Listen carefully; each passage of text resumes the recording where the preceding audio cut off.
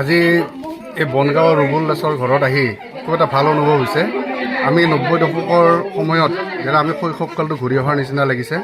আমি শৈশৱকালত গাঁৱৰ যিবিলাক কাজকৰ্ম হৈছিলে, কাজকৰ্মবিলাকত ঠিক এইধৰণে কলৰ ছাই মাৰা, কলৰ দনা আৰু মাটিত বহি এনেকৈ ভাত দিছিলে।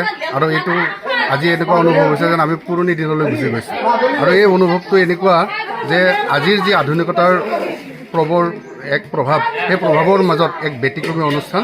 আৰু এই অনুষ্ঠানটোৰ জৰিয়তে ৰুবুল দাসে তেওঁৰ ল'ৰাটোৰ জন্মদিনত এক পুৰণা দিনলৈ ঘূৰি যোৱাৰ এক অৱকাশ দিছে।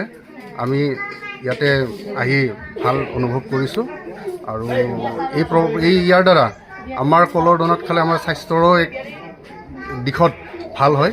আৰু আমি আশা ৰাখিছোঁ আৰু শুভেচ্ছা জনাইছোঁ ৰুবুল দাসৰ ল'ৰাটোৰ ভাল হ'ব। মানে আজিৰ যিটো অনুষ্ঠান, সেই অনুষ্ঠানটো মানে 90 দশকৰ আগৰে হয়, মোৰ আঁতৰ দিনৰে আছিল। মানে সেই বস্তুটো মই জীয়াই ৰাখিবৰ কাৰণে আজিৰ ল'ৰা ছোৱালী প্ৰজন্মক মানে সেই বস্তুটো মানে দেখুৱাবৰ কাৰণে আজি মই এই কলপাতৰ ছাই মৰা দিছোঁ, মাটিৰ কাঠৰ চিৰাত এই কাঠত বহাই মই ভাত দিছোঁ, ধুমাত ভাত দিছোঁ। সেই বস্তুটো আজিৰ প্ৰজন্মই যাতে মোৰ ল'ৰাটোৰ আজি জন্মদিন হয়, সেই সিও যাতে ভৱিষ্যত ক'ব পাৰে যে মোৰ দেউতাই অমুকটো কৰিছিল বুলি পেলাই।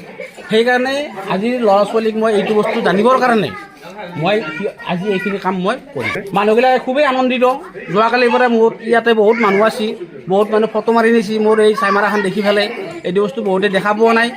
গাঁৱৰ মানুহবিলাক আছিল আৰু বাহিৰৰ 2-4জন লগ বন্ধু আহি পেলাই সিহঁতে ফটো মাৰি নিছি, নি কেনে ভাল লাগছে। সিহঁতৰ এই বস্তু দেখা পোৱা নাছিল বোলে, দেখা পোৱা নাইও। ময়ো বেছি দেখা নাই। মই 2-3খন বিয়া চিয়া এনেকৈ দেখিছিলোঁ, মাটিৰ কাঠত বহি এই তক্তাত বহি কলদনাত ভাত দিয়া।